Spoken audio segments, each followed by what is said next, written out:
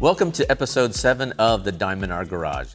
Today we'll continue our 202 series and we're going to look at gain overlap and how to use it to tune your amplifiers. Gain overlap is the amount of input signal that overdrives the amplifier's input stage. That's measured in decibels. If you want a clean sounding car audio system, it doesn't necessarily mean setting the gain structure so our amplifiers never clip. If we did that, the absolute highest musical peak would only occur at the threshold of clipping, and there would be no audible distortion. Now, this is fine for a sound quality system where your main objective is to produce amazing sound quality at low listening levels. On the other hand, if you crank your gains all the way to max, your music will be loud, but it will also be very distorted and lead to speaker damage. You need to find the right compromise between high dynamic range at low listening levels and low distortion at high listening levels. This brings us to gain overlap. We'll illustrate this by measuring two different types of tracks, high dynamic and low dynamic music. First, we need to set our baseline. We start with a Panasonic source unit rated at 2 volts RMS at the RCA outputs. Now we tested the radio using a 1 kHz, 0 dB test tone and measured 2.1 volts RMS. So we know that the 2 volt spec output is what we can expect from the radio. Now we'll test a music track with high dynamic range. This shows the average output was a mere 814 millivolts RMS with peaks up to 1.674 volts. Now that's over 59.3% lower than the radio's rated output. So we're losing output potential. Now we'll test a bass heavy track.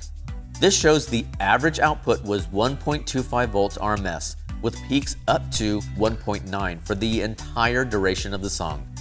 Now, although higher, that's still 37.5% lower than the radio's rated output. Again, we're losing output potential. As you can see, there is a difference in the average output level versus dynamic range. Both music tracks still fell short of the radio's output possibility. Now we know what happens when we play music in a car audio system. With the proper setup, we can compensate for this anomaly. We do this by overdriving the amplifier's input stage using a very specific level of what we call gain overlap. This chart shows the characteristics associated with different levels of gain overlap. As you can see in the green area, if we have no gain overlap, we have 0% distortion. However, if we increase to the yellow area of 5 dB gain overlap to increase volume, the amount of distortion increases as well to 20% distortion. As you can see, the more gain overlap used, the more distortion you'll hear. Now, it's okay to have distortion in your audio because it represents only a small percentage of your music. However, we prescribe a very specific amount that most people find acceptable and won't damage your speakers. Our engineers found the best compromise between high output and low distortion is 5 dB gain overlap on mid-range and tweeters and 10 dB gain overlap on subwoofers. Alright, hopefully this video helped you understand gain overlap and how it's used when tuning your amplifiers. If you have additional questions, feel free to talk with your authorized dealer. They're always happy to help you find the best solutions for your system.